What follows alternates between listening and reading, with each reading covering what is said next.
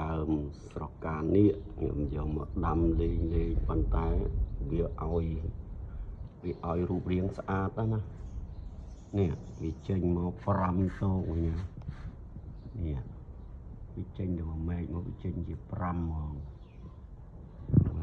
3 4 5វាចេញជា5មកល្អគេមើលចេះបានឃើញថាវា5ពី5ណាស្អាតគឺមួយតោងវាចេញជា5មកហ្មងល្អអូបើសិនជានៀកមែនតែនវិញក្បាល5នេះក្បាល5តែគាត់ថាវាខ្ញុំដាំនៅលើផើងលើដី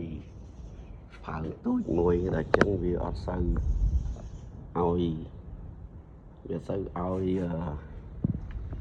ឲ្យជីវជាតិទេទោះបីខ្ញុំខំប្រឹងដាក់ជីប៉ុណ្ណាក៏វាមិនឡើងជីជាតិដែរនេះឃើញទេវាចេញមក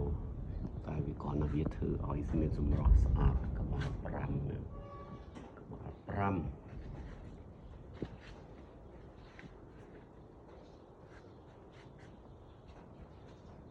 វាដុះបានប៉ុណ្ណេះហើយចាំមើលប្រហែលជាផ្លែមកើតទេទូចមួយពេកចឹងអរគុណច្រើនអត់ទស្សនា